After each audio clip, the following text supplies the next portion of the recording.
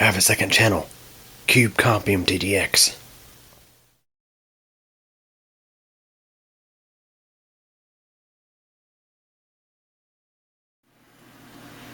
Hey everybody, let's say you have a computer that you bought with Windows 11, or you upgrade your computer to Windows 11 because you like some of the new features of Windows 11, but one of the things that you dislike dearly is the new start menu in Windows 11.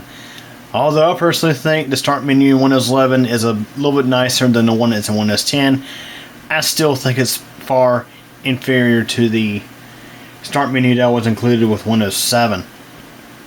So I'm going to show you guys two ways, or two methods that you can use to get the classic start menu back in Windows 11. So here we have a clean install Windows 11 22H2, Windows 11 Pro, and we're going to be looking at two options today on how to restore the Windows 7 start menu back to Windows 11. The first one I'm going to be looking at is StartAllBack, and I already have the installer for it right here. StartAllBack is from a company called StartIsBack, which they've been around since Windows 8 because they created a Windows 7 style start menu for Windows 8. Of course, Windows 8, the original Windows 8 lacked the start button and the classic start menu. But anyways, so let's go ahead and run through StartAllBack, because StartAllBack gives you a number of different things. So before I actually run this installer, let me just show you. So I right click and you see this really dumbed down context menu in File Explorer. And if I right click on taskbar, you get just taskbar settings. Sometimes you'll get task manager after a hotfix is installed. And you can see that by default the icons are center aligned. And of course, there's a look at the Windows 11 start menu, which, like I mentioned, not the greatest.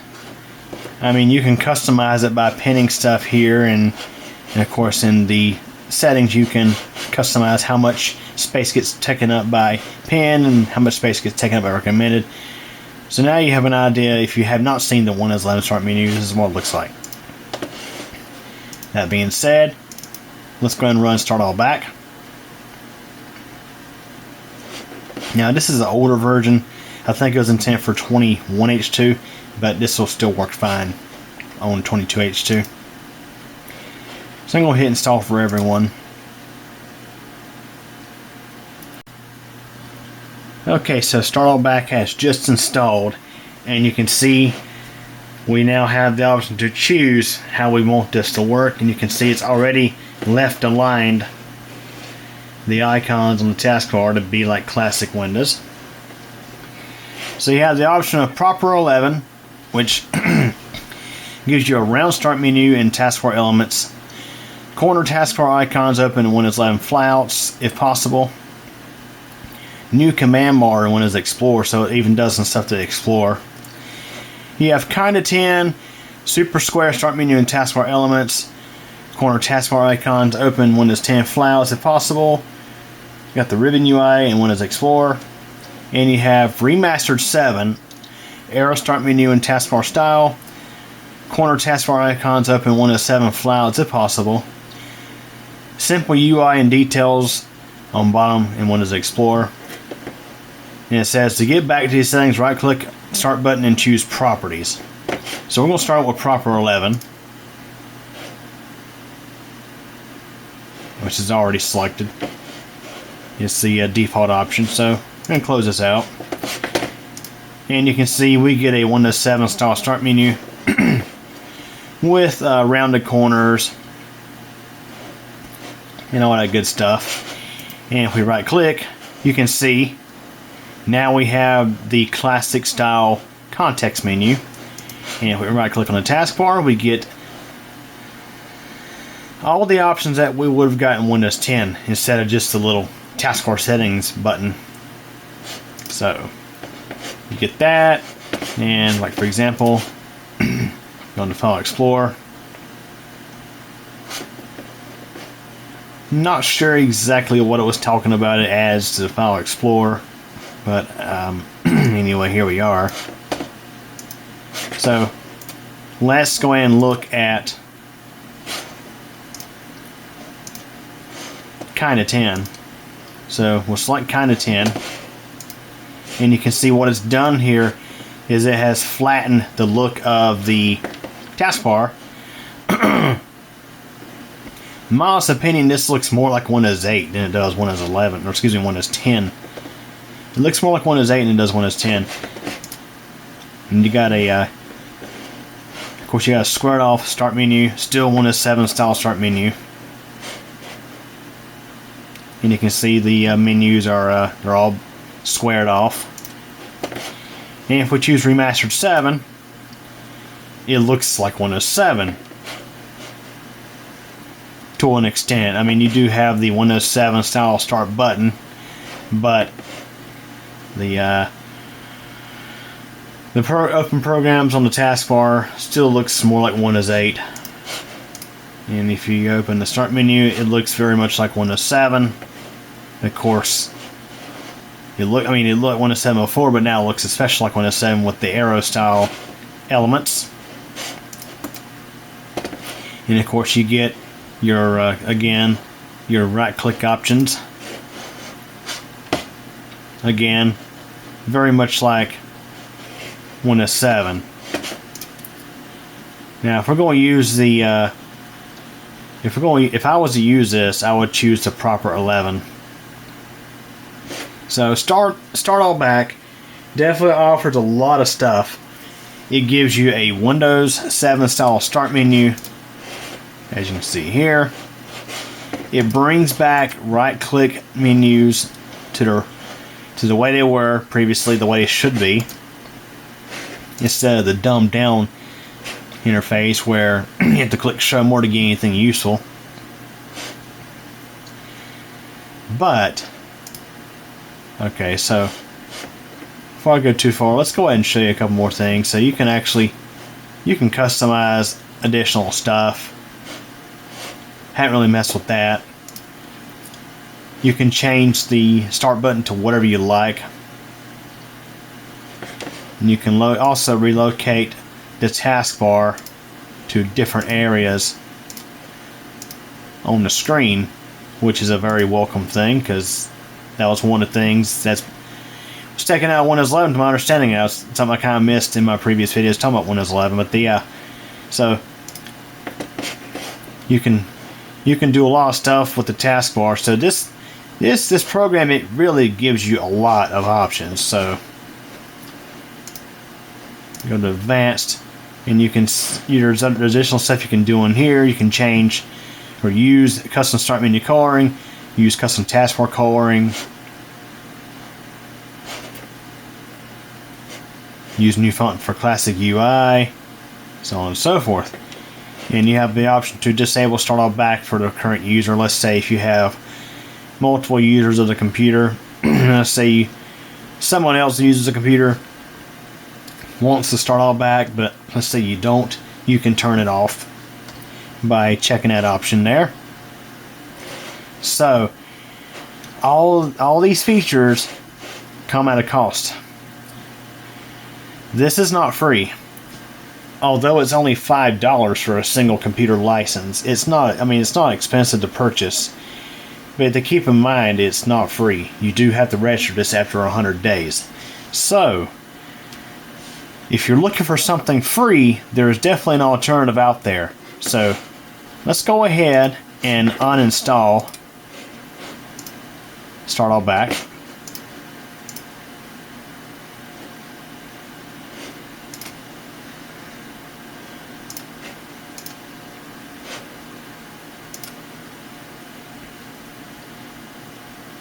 Okay, so StartAllBack has been uninstalled, and you can see Windows 11 has reverted back to its default UI with, of course, this start menu. That being said, let's go ahead and look at something that is actually free. We're going to now look at OpenShell. So some of you may remember Classic Shell. that was started back around Windows 8, of course, to do a similar thing as StartIsBack, except for free. Gives you a Windows 7 style start menu, among other things. And in order to get this to work on Windows 11, you have to download the latest. You have to download a pre-release, and for some reason, the Windows 11 Smart Screen filter likes to block it. So you gotta hit more info, and you gotta hit run anyway. So here's OpenShell setup. Accept the license terms. Personally, I don't use the Classic Explorer or the Classic IE. I'm focusing only on the menu, the start menu. So go ahead and select next and install. And let's go ahead and click finish. So now you can see everything is still center aligned, but Windows 11 does allow you to relocate the icons to the left side if you wish.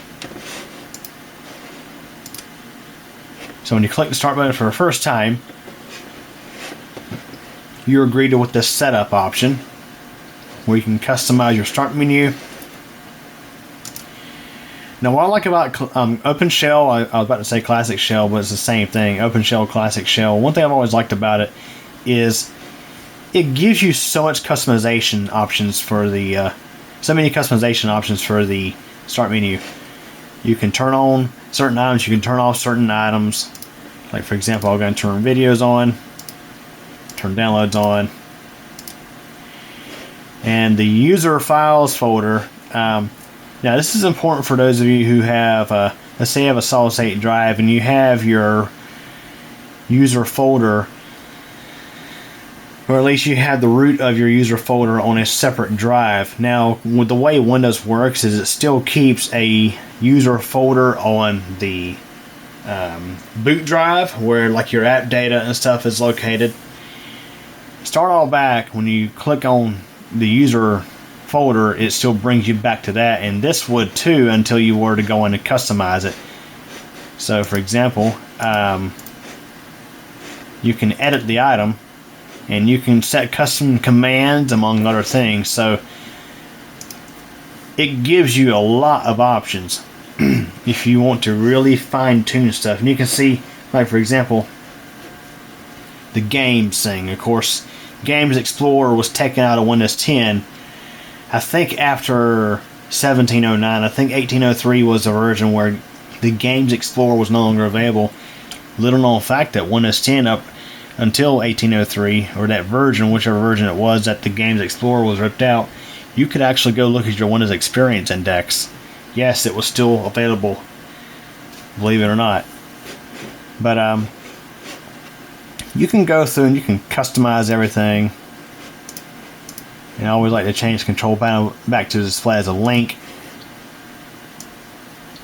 So, and I go into scan, and you can set the scan. By default, it's Metro, which is what they called it back in Windows 8. This is that ugly solid color. You change it to Windows 8, it actually gives you a better looking start menu. That being said, go ahead and click OK. And if we click on the Start button, we now have a Windows 7 style start menu that currently pops up in the center. So if you like your start menu in the center, well, you can have your Windows 7 start menu pop up in the center if you wish. Okay, I'd like to take a little more opportunity to talk about OpenShell, since I did miss a few things in the previous video clip. So OpenShell also offers a Windows XP style start menu as well as a Windows 9X style start menu. So if you absolutely do not like any other modern Windows start menus, including Windows Vista and Windows 7 start menus, you can actually choose the classic with 2 columns to get you the Windows XP style start menu. And if you click OK and go back to click on Start, you'll see it does look kind of like a Windows 7 style start menu, but your Programs menu is a flyout like Windows XP. And there's also a separate menu for apps. These are the Universal Windows Platform apps that come in Windows 10 and Windows 11. So it's pretty cool how it separates the two. Now, if you really want to go classic, you can choose the classic style start menu, which will get you a Windows 95 or Windows 98 or Windows 2000 or Windows ME or Me style start menu. So we'll give that a quick little test run, and you click on the start button. You now have a classic Windows start menu dating back to the Windows 9X days. You can see if you've ever used Windows 95, Windows 98, or Windows 2000, or Windows ME or Me, this may look very familiar to you.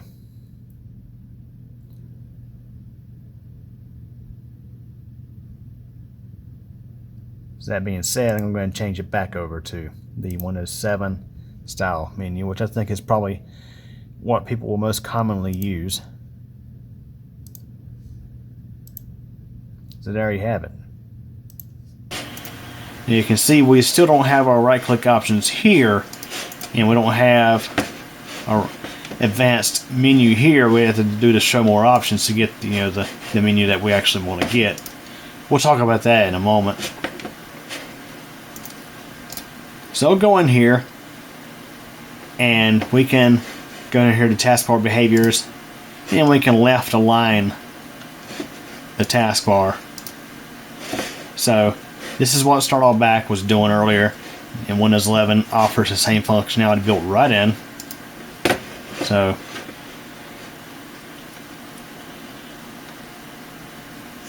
if you're one who likes to have the taskbar up on the right, the left, or the top, well, it appears you can't do that unless you install something like StartAllBack. There may be some registry hacks out there to where you could change the things for free without having to spend money on shareware.